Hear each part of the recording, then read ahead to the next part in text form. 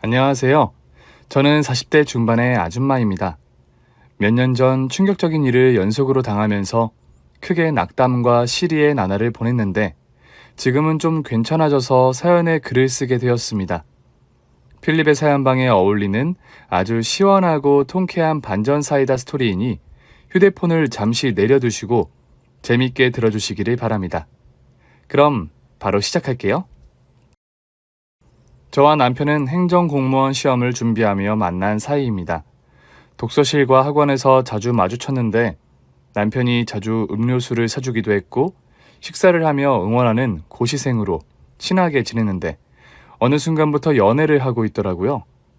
다행히 저희의 연애는 대부분 함께 공부를 하는 것이 대부분이라서 둘 다 행정공무원에 합격하게 되었습니다. 근무지는 같은 교육청에 걸려서 일터와 밖에서 늘 붙어 다녔답니다. 그렇게 오랜 연애를 하고 30대가 지나가면서 결혼을 계획하게 되었어요. 남편이 형편이 어려워서 사귄 지 7년 만에 결혼 자금을 모으게 되어 생각보다 늦게 결혼하게 된 거죠.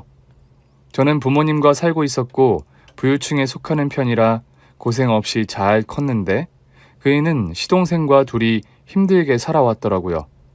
부모님 없이 형제가 서로에게 기대며 지내왔는데 시동생이 남편 뒷바라지를 했답니다. 남편의 동생은 고등학교 때부터 동대문에서 옷가게에서 알바를 했고 졸업과 동시에 직접 동대문의 한 자리를 차지하고 장사를 시작했답니다. 이야기를 들어보니 시동생이 남편의 공부 뒷바라지를 다 해줬더라고요. 공부할 돈이고 책이고 무엇이든 시동생의 도움으로 편하게 공부했다고 하더라고요. 그이와 연애하는 동안 시동생과 밥을 몇 번 먹은 적이 있었는데 장사하는 사람답지 않게 매우 조용하고 말이 없었어요.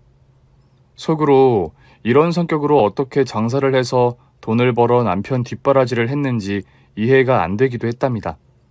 그런데 결혼 전 시동생이 일하는 곳에 놀러 가게 되었는데 제가 알던 시동생의 모습은 하나도 보이지 않았습니다. 여자 옷을 파는 시동생은 지나가는 여자들에게 호객 행위를 신나게 하고 있었어요. 대학생! 오늘 신상 들어와서 존나 간지나는 치마, 바지, 티셔츠 입고 완료됐다고! 이리 와서 구경 좀 하고 가. 오빠 오늘 하나도 못 팔았어. 와서 보기만 해. 보는데 돈 드는 거 아니잖아. 지금 나더러 한 소리예요? 나 대학생 아니고 대학생 딸을 둔 아줌마예요. 뭐라고요? 대학생 딸을 둔 누님이라고? 큰일 날 뻔했다. 난 누나한테 반해서 연락처 물어볼 뻔했잖아. 내가 동안 소리를 듣긴 하지. 좋아, 이 누나가 옷 구경을 좀 해줄게. 사랑합니다 누나. 오늘 내 인생의 1번은 바로 누님입니다. 누나 혹시 싱글? 남편 있으시구나. 내 인연인 줄 알았더니 안타깝구만. 시동생은 딱 봐도 늙어 보이는 여자에게 아부하면서 금세 옷 몇 벌을 팔더군요. 그리고 다른 장사꾼들에 비해 목소리도 가장 컸고 노래 부르는 게 압도적으로 시선을 끌었습니다. Call me, touch me, 누나 누나 누나예. 누나! 다른 집 가지 말고 우리 집에 와서 골라봐. 누나 가지 말고 여기서 골라. 있을 거 다 있고 없는 것은 바로 구해오는 나야. 아이고 누나, 너라고 부를 뻔했잖아. 왜 이렇게 동안인 거야? 오늘 동생의 마음을 흔든 누나는 그냥 못 가지. 이리 들어와서 내가 세팅한 옷 좀 보라고. 이야, 이 옷은 누나를 위해 만들어졌다. 끝났다. 디 엔드. 어머, 총각이 장사 잘하네. 애인이 있어? 내가 누나를 두고 어떻게 애인을 두겠습니까? 오늘 옷 팔아주고 이 동생의 연락처도 가져가세요. 빈손으로 나가시면 제 전화번호는 받아가지 못하십니다. 시동생은 고삐 풀린 망아지 마냥 동대문의 중심이 되어 손님들을 끌어모았고 그만큼 많은 옷을 팔았답니다. 남편과 눈으로 구경하면서 물었어요. 오빠, 도련님 원래 저렇게 활발했어? 아니, 쟤는 장사할 때만 저러고 평소에는 과묵해. 이야, 대단하다. 일하는 것도 멋지고 여기서 보니까 남자답고 잘생긴 것 같아. 여자들이 왜 몰리는지 알 것 같다고. 그렇지. 내가 재미있는 얘기 하나 해줄까? 내 동생 팬클럽도 있어. 죄다 누나들이긴 한데 거의 추종하고 추앙한다니까. 정기적으로 옷 사러 오는 아줌마 부대가 수십 트럭이라고. 아마 내 동생이 여기 옷가게 층에서는 제일 잘 파는 장사꾼일걸? 이야, 당신 뒷바라지를 어떻게 해줬는지 궁금했는데 이제야 보게 되네? 여보, 도련님한테 잘해. 이렇게 열심히 벌어서 당신 공부시켜준 거잖아. 안 그래도 매달 받았던 거 이상으로 갚아가고 있어. 세상에 공짜가 없다는 게 동생 좌우명이거든. 입금 안 하면 바로 전화 온다니까. 그렇게 야무진 시동생은 다시 옷가게 앞으로 나와 노래를 부르기 시작했습니다. Come and touch me 누나 누나 누 누나 누나 누나의 누님들 싸고 예쁜 거 고르시면 우리 집으로 오셔야 해요. 다른 데 가면 누태기 쉰다니까요. 누나 누나 누 누나 누나 누나의 Come and touch me 누나 지나치지 말고 들어와. 예쁜 얼굴로 우리 가게를 환하게 밝혀달라고. 저는 깔깔 웃으며 시동생 가게 앞까지 다다랐습니다. 그러자 시동생이 화들짝 놀라더니 과묵한 목소리로 말하더군요. 형수님 오셨습니까? 여긴 어쩐 일로? 도련님 일하시는 거 보려고 왔죠. 그런데 도련님 진짜 대단하시다. 인기가 장난이 아니에요. 아, 그냥 먹고 살려고 쉬하는 거죠. 형수님 여기까지 오셨는데 식사라도 하셔야죠. 아니에요. 장사하시는 거 보면서 도와드릴 거 있으면 청소랑 정리라도 해드릴게요. 아이고 귀한 손님한테 어떻게 일을 시키겠습니까? 그럼 잠시 앉아서 구경하시고 이따 마감하면 제가 맛있는 거 사드릴게요. 형수님이랑 안에 가서 시원하게 앉아있어. 그러더니 다시 가게 앞으로 나아가 큰 소리로 노래를 부르며 호객 행위를 하더군요. 손님들이 가게 꽉 채우자 얼떨결에 저도 이 옷 저 옷을 꺼내가며 장사를 거들었습니다. 시동생은 얼마나 많이 팔았던지 금고에 현금이 수북했답니다. 젊은 사람이 이렇게 열심히 사는 걸 보게 되니 저도 반성하고 각성하게 되었고 앞으로 시동생에게 진짜로 잘해줘야겠다는 다짐을 수십 번이나 했답니다. 저와 남편은 무사히 결혼식을 올렸고 시동생과 가까운 곳에 신혼집을 마련했어요. 저희 부부가 일하는 교육청과도 가까워서 여러모로 좋은 위치였죠. 가끔 휴일에 시동생이 일하는 동대문으로 가서 일을 돕기도 하고 자주 어울려서 사이가 돈독해졌습니다. 도련님, 저한테도 누나라고 불러주시면 안 돼요? 손님들한테는 누나라고 아주 노래를 부르시던데. 아, 그건 장사하려고 쓰는 멘트잖아요, 형수님. 그리고 어떻게 귀하신 형수님에게 누나라고 호칭을 하겠습니까? 마음속으로는 누나보다 더 귀한 존재로 생각하고 있으니 괜히 기분 나빠하지 마세요. 참 신기해요. 일할 때는 무슨 가면이라도 쓰시는 건가 이렇게 대화를 나누다 보면 무슨 스님이랑 대화하는 것 같다니까요. 여보, 그게 내 동생의 치명적인 매력이야. 팬클럽 누님들이 동생의 실제 모습을 보고 더 난리치면서 들이댄다니까. 매력이 한두 가지가 아니라면서 말이야. 그렇게 인기 만점인 시동생이 어떤 여자와 결혼할지 정말 궁금했습니다. 그런데 몇 달 뒤 시동생이 결혼할 여자라고 데리고 왔는데 솔직히 시동생이 너무 아까웠습니다. 동대문에서 장사하는 여자였는데 말하는 게 저렴해 보이고 제가 부잣집 딸이라는 걸 알고 온갖 아부를 부리더라고요. 형님, 옷 입은 거 다 찐통이에요? 이런 거 동대문 가면 짝퉁 널렸는데. 아니지, 우리 형님은 집이 잘 사니까 찐통 입고 있는 거겠죠? 아, 부럽다. 나도 형님처럼 간지나게 살았으면 좋겠네요. 동서, 겉이 중요한가? 내면이 중요한 거지. 어머, 역시 있는 사람은 말하는 것도 다르네. 형님, 저는 없이 살아서 그런 거 몰라요. 그냥 비싼 거 입고 비싼 백 들고 다니는 여자가 최고로 부럽다고요. 뭐 이제 형철 씨가 다 사주겠다고 하니까 저도 까리하게 살겠네요. 동서, 저기 미안한데 원래 말투가 그래? 내 말투가 어때서요? 왜요? 장사꾼 말투가 마음에 안 드시나? 고고하고 우아해야 하나요? 아니야, 내 말은 그게 아니라 억양이 센 것 같아서. 다른 뜻은 없었어. 원래 장사하는 사람들은 세요. 형님 같은 분들은 절대 동대문에서 살아남지 못해요. 그렇겠지. 여하튼 축하해. 우리 도련님의 여자가 된 걸 말이야. 인기가 보통이 아닌 남자랑 결혼하게 됐으니 동서는 복 받은 거야. 아, 그래요? 저도 어디 가서 꿀리는 년은 아닌데. 동서는 제 말꼬리를 잡고 12조로 일관했습니다. 남편과 저는 당연히 동서와의 결혼을 반대했습니다. 시동생에게 아직 늦지 않았으니 결혼은 참고 연애만 하라고 일렀죠. 하지만 이미 혼인신고를 했고 신혼집도 계약했다는 겁니다. 말릴 새가 없이 바로 일을 저질렀으니 하는 수 없이 동서를 한 식구로 받아들여야 했네요. 시동생이 결혼하고 얼마 뒤 저는 임신을 하게 되었는데 몸이 자주 아프고 무거워서 외출을 자제했어요. 또 동서가 저희 부부를 별로 좋아하지 않아서 시동생 부부와 자연스레 멀어졌습니다. 이듬해 제가 건강한 딸을 출산하게 되었고 남편과 둘이 딸을 키우는 재미로 지냈습니다. 그리고 시동생 부부와 다시 만날 기회가 있어 한자리에 모였는데 동서가 임신했다는 소식을 전하더라고요.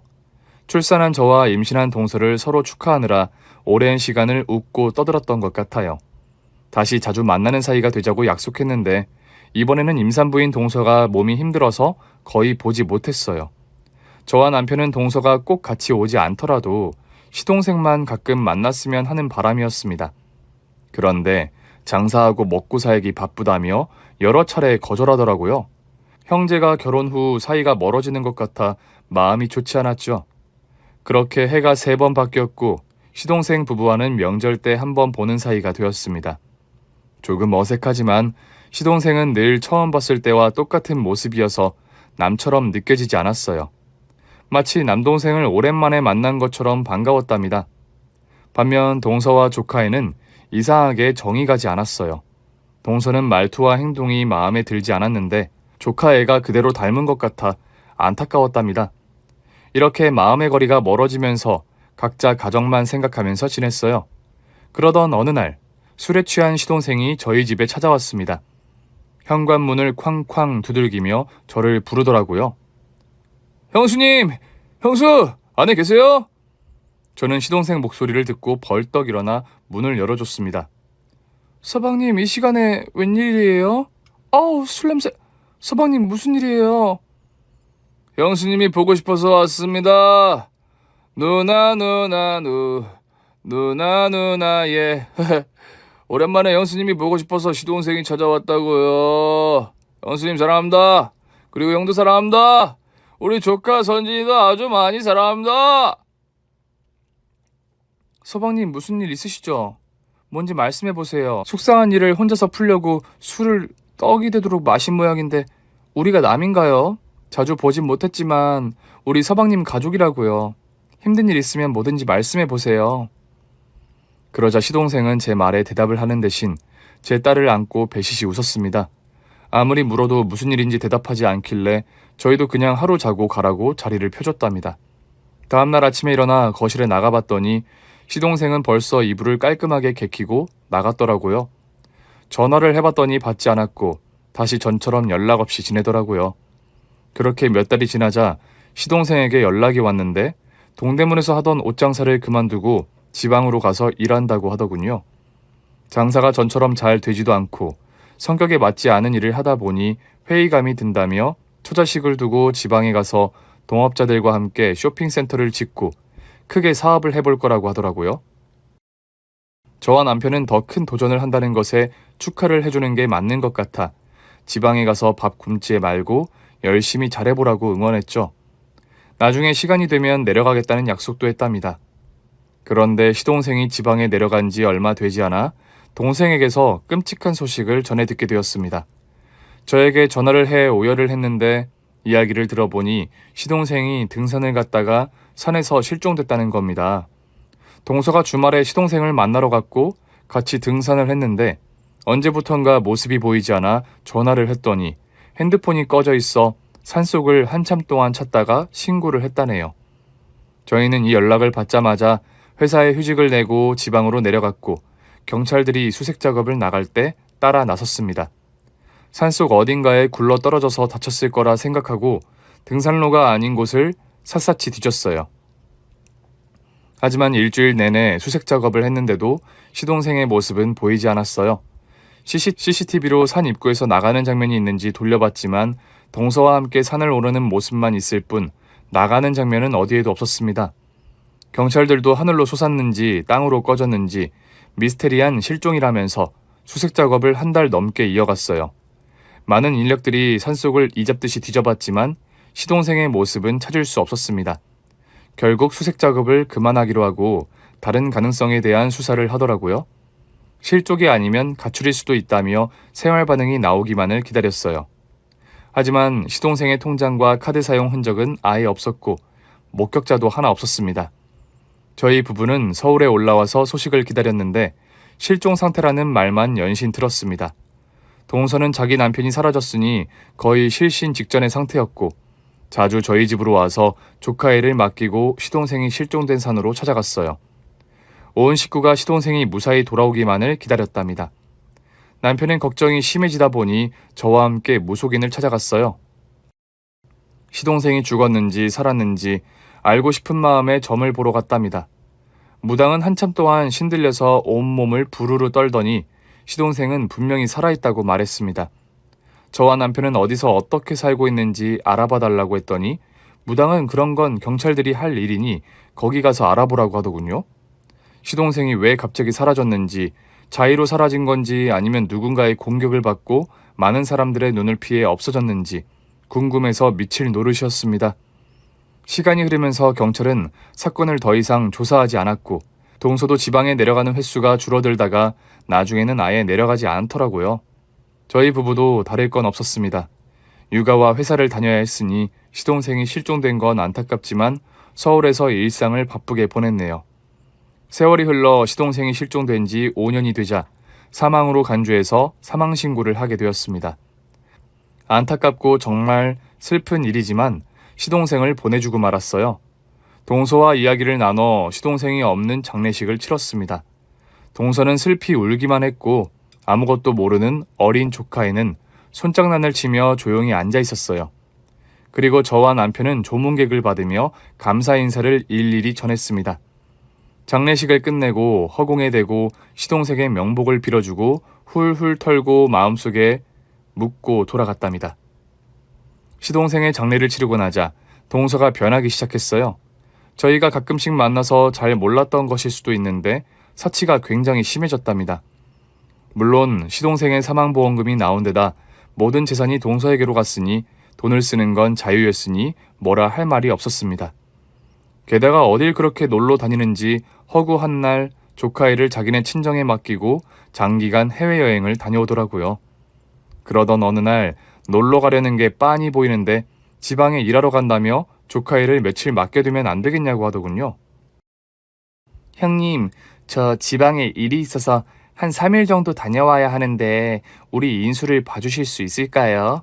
저희 친정엄마가 허리를 다치셔서 당분간 육아는 힘들 것 같아서요. 부탁 좀 드릴게요. 그래? 인수 보는 게 뭐 힘든 게 아니니 얼마든지 봐줄 수는 있지. 애가 온순하고 착해서 내 손이 많이 가지도 않잖아. 그런데 동서 요즘 연애해? 얼굴이 많이 핀 것 같네? 어머, 아니에요, 형님. 아무렴 제가 남편 장례를 치른 지 얼마 안 돼서 남자를 사귀겠어요? 난 그런 뜻으로 한 말이 아니야. 서방님이 실종된 지 5년이나 됐는데 혼자 살기에는 동서가 아깝잖아. 그래서 연애를 하는 거면 응원해 주려고 한 말이야. 아, 그러셨구나. 그런데 아니에요. 인수가 다 클 때까지는 재혼 같은 거 안 할 거예요. 그러니까 괜한 오해하지 마세요. 뭐 어쨌든 지방에 잘 다녀와. 인수는 내가 잘 봐줄게. 고마워요, 형님. 제가 올라오는 길에 맛있는 거 사올게요. 그렇게 동서는 조카애를 맡기고 지방에 내려갔습니다. 조카애는 동서와는 다르게 입이 무겁고 장난도 거의 치지 않았답니다. 애기가 꼭 선비 같은 게 동서 아들이라고 하기에는 너무 안 어울렸어요. 남편이 퇴근하고 돌아와 조카애를 보더니 뜨거운 애정 표현을 하며 반겨주었고 같이 웃고 놀려고 애써주었습니다. 제 딸이 먼저 남편의 등에 올라타 말타기 놀이를 했고 조카 인수도 남편 등에 태웠답니다. 그러자 조카애는 말타기를 하는 대신 남편의 어깨를 주물러 줬답니다. 인수야, 너 꼭 네 아빠 같다. 어렸을 때 그 녀석이 내 등에 올라타면 이렇게 어깨를 주물러 줬거든. 이 녀석 지 아빠를 아주 빼다 박았구나, 멋진 놈. 우리 아빠가 그랬어요? 큰아빠, 우리 아빠 돌아가시지 않았어요. 살아계세요. 응? 인수야, 우리도 그렇게 믿고 싶은데 아무도 찾지 못했잖아. 네 마음은 알겠다만 아빠를 하늘로 보내주자꾸나. 그러자 조카애가 목소리를 높이더니 엉엉 울기 시작했어요. 아니에요. 우리 아빠 살아있어요. 큰아빠, 큰엄마는 거짓말쟁이. 우리 아빠는 분명히 살아있다고요? 그래 맞다. 네 아빠는 어딘가에 살아계셔. 이 큰아빠가 말실수를 했다. 미안하다. 그이가 사과를 했는데도 조카애는 울음을 그치지 않았습니다. 그래서 남편은 저에게 턱짓을 하며 UFC 한 판을 하자고 하더군요. 인수야, 큰아빠랑 큰엄마랑 UFC 하는 거 볼래? 너 격투기 알지? 그 코리안 좀비 알고 있니? 이 큰아빠가 대치동 잠비야. 큰엄마는 대치동 쌍칼이고. 우리 둘이 격투기 하는 거 보여줄게. 이거 완전 재밌다. 자, 여보, 시작하자. 아, 이런 건 애들 앞에서 하긴 좀 그런데. 그래도 뭐 당신이랑 붙으면 자신 있으니까 한번 붙어보지. 저희 부부는 작년부터 권태기가 생겼을 때 취미로 격투기 체육관을 다니고 있었는데 제가 항상 실력이 앞서고 있었습니다. 조카애를 위해 몸을 풀고 멋진 구경을 시켜주려고 시작했습니다. 제 딸은 자주 보던 거라 엄마 이겨라 아빠 이겨라를 번갈아 가면서 응원하며 구경했죠. 글러브를 끼고 마우스피스까지 끼우고 시합을 시작했답니다. 여보, 오늘은 봐주는 거 없다. 승부의 세계에서는 남녀가 없는 거라고. 또 그 소리야? 맨날 지면서 허구한 날 봐준다는 소리 하네. 인수가 보고 있으니까 빨랑 재밌게 해보자고. 화끈하게 보여주고 인수 재우잔 말이야. 좋아, 그럼 들어간다. 잭잭, 라이트 훅, 업컷. 당신 공격은 너무 진부해. 이런 거 눈 감고도 피하겠다고. 계속 들어와봐. 그러자 남편은 양팔을 휘저으며 도발하더군요. 저는 허리를 굽혀서 가볍게 피하고 남편 턱에 카운터 펀치를 꽂았습니다. 그이는 바닥에 쓰러졌는데 아직 끝나지 않았다며 괜찮다는 제스처를 보냈어요. 오늘은 잘 버티는데. 좋아, 그럼 그라운드로 들어가지. 자, 파운딩 초크 안마. 내가 대치동 쌍칼이다. 저는 괴성을 내지르며 남편의 팔을 물을 뽑듯이 잡아당겼습니다. 그러자 남편은 살려달라고 탭을 연속으로 치더군요. 여보, 항복! 이러다 팔 부러지겠어. 아, 재미없어. 당신 실력은 왜 이렇게 안 느는 거야? 내가 안 느는 게 아니라 당신이 겁나 센 거야. 우리 체육관에서 당신이 넘버원이잖아. 아, 오늘 시합 싱겁게 이겼는데. 다행히 우리 조카 인수가 웃는다. 인수야, 재밌지? 네, 재밌어요. 큰엄마, 또 보여주세요. 승부는 3판 2승제잖아요. 얼른 계속해주세요. 대치동 좀비 큰아빠, 이번에는 복수해주세요. 다행히 조카애가 마음이 풀려서 저희 둘은 화끈하게 경기를 또 치렀습니다. 두 번째 판은 제가 일부러 져줬어요. 조카애가 더 오래 즐기라고 3판 승부까지 넘어가게 된 거죠. 하지만 마지막 경기에서는 제가 점프해서 상대의 얼굴에 무릎을 박아버리는 플라잉 니킥으로 남편을 KO 시켜버렸습니다. 조카애와 딸아이는 박수를 짝짝 치면서 즐거워했답니다. 인수는 격투기를 배우고 싶다며 저에게 매달려서 떨어지지 않았어요. 그래서 안발을 어떻게 하는지 가르쳐줬고 펀치를 때리는 법을 알려주었습니다. 그러자 인수가 허공에 주먹을 휘두르고 놀더니 금세 지쳤고 야식을 조금 먹이자 졸립다고 눈을 감더라고요.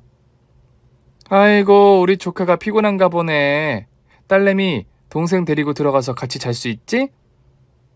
응, 인수는 착하고 얌전해서 데리고 자는 건 어렵지 않아. 큰엄마, 오늘은 큰엄마 옆에서 자면 안 돼요? 저 큰엄마 품에 안겨서 자고 싶어요. 그 순간 조카의 눈을 봤는데 진심으로 제 옆에서 자고 싶어하는 눈치였습니다. 친엄마가 있는데도 사랑을 못 받은 아이처럼 느껴졌답니다. 그래서 저는 남편을 딸과 자라고 했고 조카와 애를 제 침대에 눕혀서 안고 잠이 들었어요. 지쳐 잠든 조카의 얼굴을 내려다보는데 시동생 얼굴이 떠올랐습니다. 어쩜 그렇게 붕어빵인지 얼굴도 성격도 똑같았답니다. 조카의 머리를 쓸어주며 잠이 들지 못하고 바라만 보고 있었는데 조카의 잠꼬대가 시작되더군요. 악몽을 꾸는지 시름시름 앓는 소리를 내면서 중얼거렸습니다. 엄마, 잘못했어요. 저 때리지 마세요.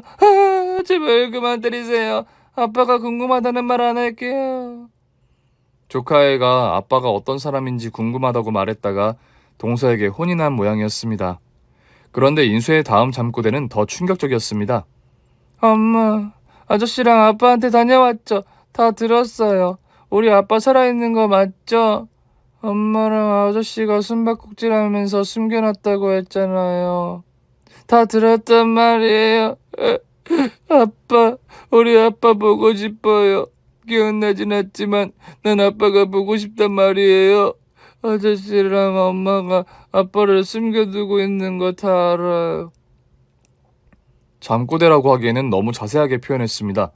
진짜 경험했던 순간을 꿈으로 되풀이하는 것 같았답니다. 그래서 저는 조카애가 깰 때까지 기다렸는데 새벽녘에 눈을 뜨더라고요. 그래서 바로 물어봤어요. 인수야, 너 아빠 어디 있는 줄 알아? 꿈속에서 아빠를 찾는 것 같던데 아빠가 살아계시니? 저도 본 적은 없어요.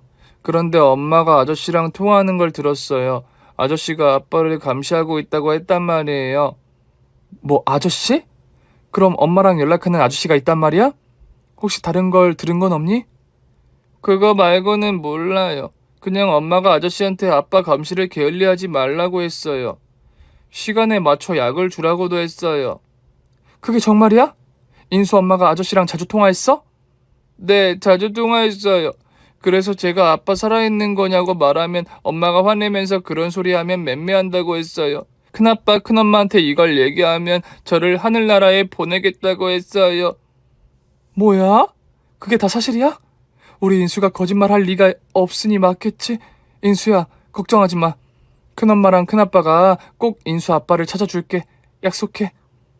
큰엄마, 우리 아빠 살아있겠죠? 제가 잘못 들은 거 아니겠죠? 그럴 거야. 하늘이 도우라고. 인수가 오늘 우리 집에서 잠을 잤나 보다. 저는 바로 남편을 깨워서 조카애가 잠꼬대를 한 것부터 해서 시동생이 살아있을지도 모른다는 걸 알려줬습니다. 그이는 어린애가 상상해서 말하는 걸 수도 있으니 괜히 넘겨짚지 말자고 했는데 제가 안발을 꺾으며 정신 똑바로 차리고 조카 말을 쉽게 듣지 말라고 경고했습니다. 그러자 그이는 알겠다며 저와 함께 찾아보자고 계획을 세웠답니다.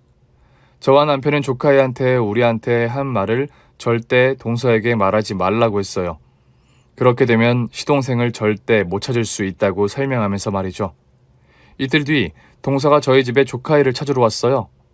형님 고마워요. 인수가 사고치거나 헛소리를 하지는 않았죠? 헛소리? 무슨 헛소리? 아, 별거 없었죠. 그냥 하는 말이에요. 얘가 지 아빠 장례식 다녀오고 나서는 자꾸 아빠 보고 싶다고 난리를 쳤거든요.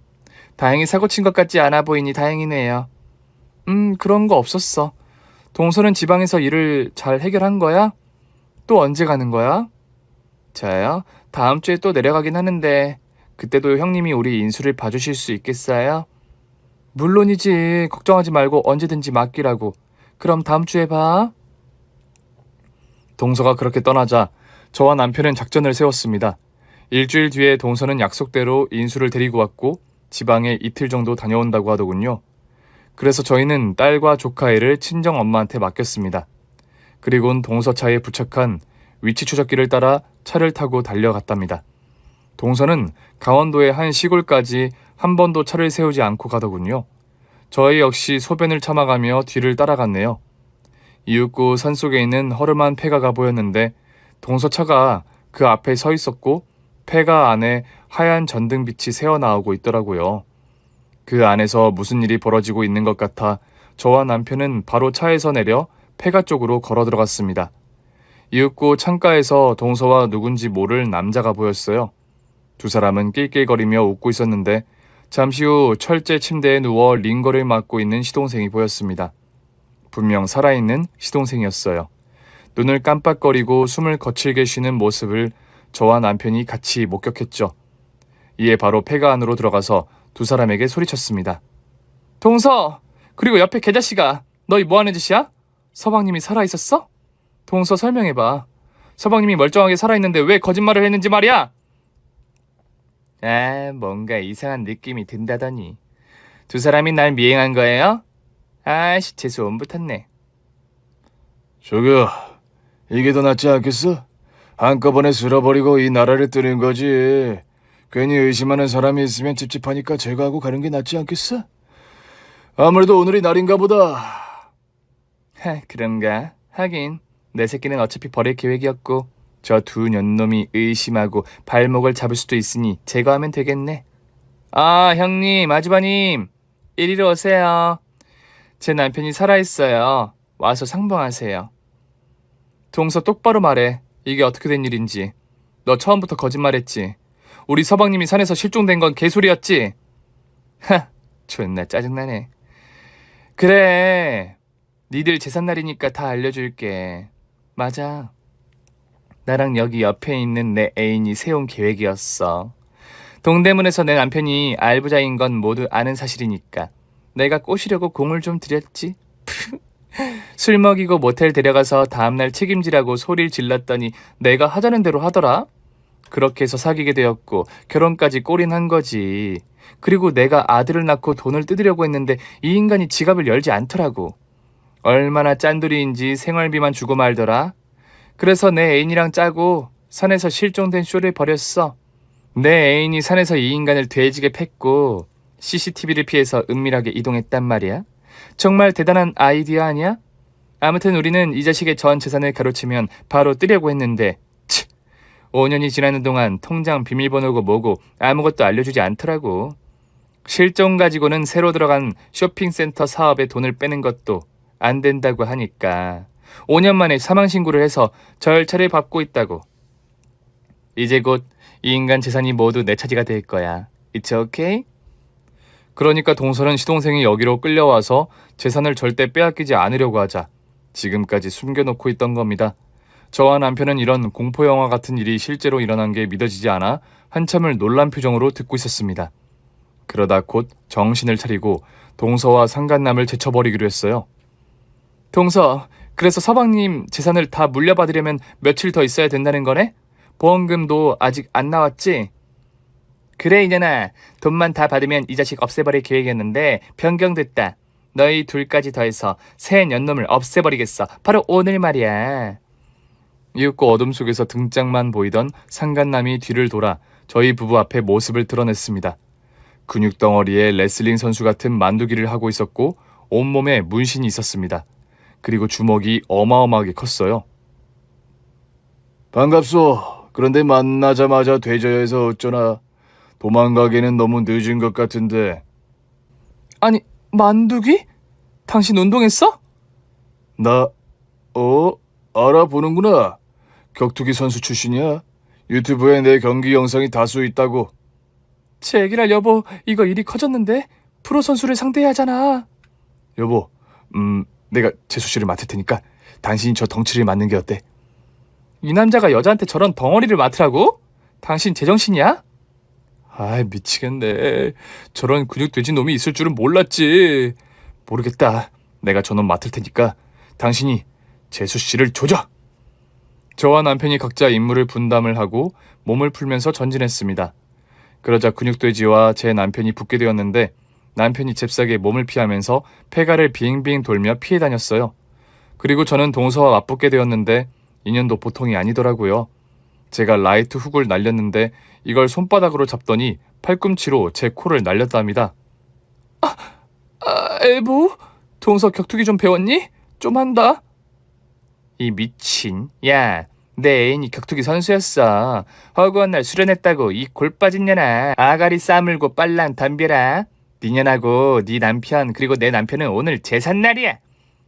동서가 펀치와 킥을 연달아 공격했는데 저는 이를 막아내며 빈틈을 찾으려고 했습니다. 그런데 동서의 실력은 저보다 한 수 위였습니다. 펀치 몇 대를 맞았더니 동서가 3명으로 보이더군요. 인연 어딨어? 으씨. 넌 솜방망이 같은 주먹으로 나한테 덤비려고 한 거니? 한심하다. 뭐 어쨌든 이제 그만 마무리하고 끝내야겠다. 니들 다 없애버리고 내 남편 재산 넘겨받고 보험금 받으면 바로 해외로 튈 거야. 그럼 네 아들은 인수는 어떻게 되는 거지? 어떻게 되긴 그냥 버리는 거지. 그깟 내가 대수야? 이거 진짜 씨앙년이네. 내가 오늘 엄마가 뭔지 가르쳐주마. 들어와. 그래, 이제 편하게 자빠져 기절하게 해줄게. 들어간다. 플라잉 니킥. 동서가 공중으로 몸을 띄우고 무릎으로 제 얼굴을 찍으려고 하자 저도 똑같이 공중으로 몸을 날리며 구둣발을 동서 주둥이에 쑤셔 넣었습니다. 빠지직 소리가 나며 동서의 강냉이가 몽땅 털려서 바닥에 또르르 떨어졌답니다. 동서는 입에서 피를 흘리며 앓는 소리를 내다가 이내 쓰러져 기절했어요. 그리고 남편이 싸우는 광경을 보고 있는데 그이는 근육돼지에게 깔려 누워서 파운딩을 맞고 있더군요. 조금만 더 맞으면 진짜 초상치레일 것 같았습니다. 저는 곧장 달려가서 상간남의 후두부를 구둣발로 갈겼어요. 충격이 있었는지 잠시 비틀대던 상간남은 뒤를 돌아 저를 공격하려고 일어섰습니다. 이런 우라질, 인연이 뒤통수를 때려.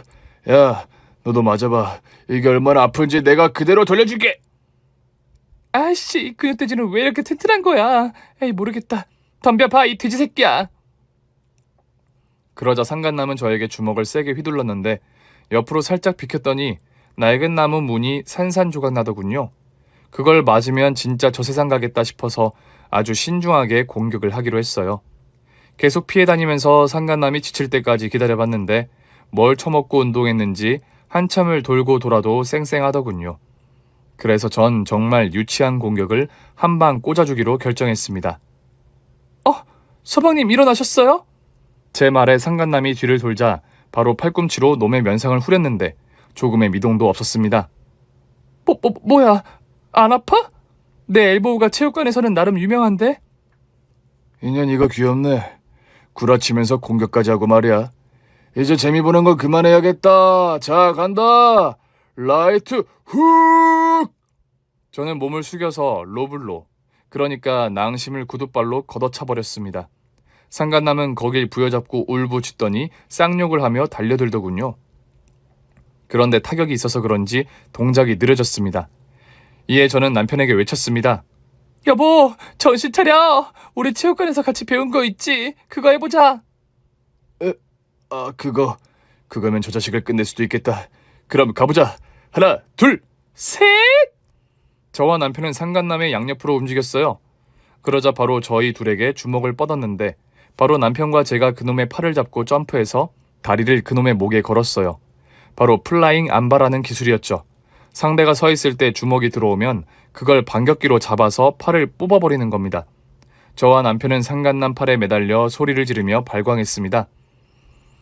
야, 뽑혀라. 이 덩어리 새끼야. 니놈 팔은 오늘부로 끝이다. 상간남은 양팔을 흔들면서 빠져나오려고 했지만 저희가 아주 꽉 붙잡고 팔을 꺾고 있었기 때문에 기운이 빠져서 무릎을 꿇고 주저앉더군요. 이에 저와 남편은 끝까지 그놈 팔을 잡아당겨서 팔을 분질러 버렸습니다. 으아, 내 팔. 움직이지 않아.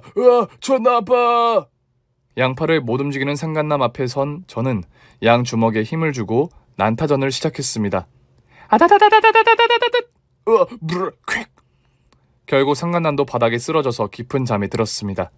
저와 남편은 시동생에게 다가가 팔에 꽂혀있는 바늘을 빼고 얼굴에 뺨을 연신 날렸어요. 하지만 시동생의 의식은 쉽게 돌아오지 않았습니다.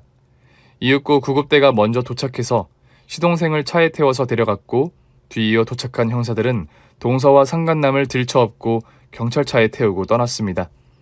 저와 남편은 먼저 병원으로 가서 시동생이 깨어나길 기다렸답니다. 이튿날 정신을 차린 시동생은 저와 남편을 알아보더군요. 형수님, 이거 꿈 아니죠? 서방님, 너무 늦게 찾아서 죄송해요. 너 괜찮은 거냐? 이제 정신이 들어? 네, 저 괜찮은 것 같아요. 그 두 년놈이 나한테 먹을 걸 먹이고 잠재우는 약을 먹였어요. 무슨 성분인지는 모르겠지만 몸에 힘이 들어가지 않아 도망갈 수가 없었어. 서방님, 그거 다 불법으로 구한 약인 것 같더라고요. 어쨌든 이제 무사해요. 회복하는 것만 신경 쓰세요. 그럼 두 년놈은 어떻게 된 거죠? 우리가 잡았어요. 지금 경찰서에서 조사받고 있는데 곧 구속될 겁니다. 그리고 두 년놈이 한 짓에 대한 벌을 받게 될 거고요. 고마워요, 형수님. 전 이대로 끝나는 줄 알았어요. 그런데 형수님, 제 아들은 잘 있나요? 궁금해요? 그럼 한번 불러보시든가. 설마 여기에 데려오셨어요? 이수야! 그 순간 저희 친정엄마가 딸과 조카애를 데리고 들어오셨습니다. 조카애는 시동생을 보자마자 달려가서 안기더군요. 갓난아기 때 보고 처음 보는 건데 자기 친부인 걸 느낄 수 있었나 봅니다. 두 부자는 부둥켜 안고 엄청나게 울었어요. 그렇게 감동적인 장면은 제 인생을 통틀어 최고였습니다. 그래도 시동생과 조카가 앞으로 잘 지낼 수 있을 것 같아 걱정을 덜었습니다. 한편 동서와 상간남은 재판을 받게 되었고 아주 큰 죄로 오랜 세월을 감옥에서 보내게 되었답니다. 한 사람의 인생을, 아니 여러 사람의 인생을 망치려 했으니 그에 알맞은 선고가 내려졌습니다. 법원에서 본 두 년놈은 반쯤 정신이 나가 있었어요. 그도 그럴 것이 지금쯤이면 원래 하와이에서 호강하고 있을 텐데 수의를 입고 교도소에 들어가고 있으니 충격이 심했을 겁니다. 어쨌든 조카의 잠꼬대로 인해 실종되고 세상 떠난 줄 알았던 시동생을 되찾아 모든 걸 되돌릴 수 있었습니다. 조카는 자기 엄마한테 사랑을 못 받고 자랐는지 감옥에 가는 걸 보고도 아무렇지 않은 눈치였어요.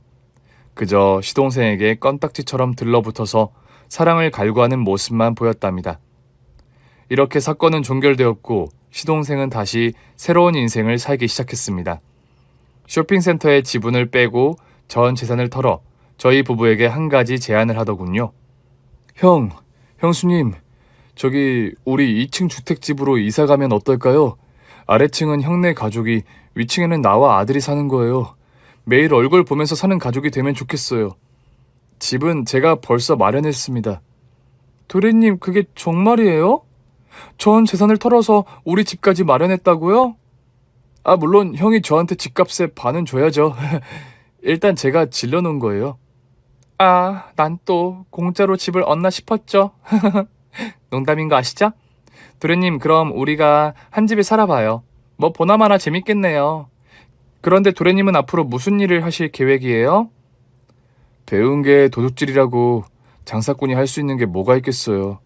저는 온라인 쇼핑점을 내서 옷이나 팔아야죠. 전처럼 노래를 부르거나 호객행위 같은 걸 안 해도 되니 편하겠네요. 그리하여 저희 식구는 시동생이 마련한 2층 주택에 들어가 살기로 했답니다. 제가 딸을 돌보는 시간에 조카 애를 같이 봐주고 있어요. 아무래도 남자 혼자서 일과 육아를 병행하기에는 힘드니 제가 회사에서 퇴근하면 틈틈이 육아를 돕고 있답니다.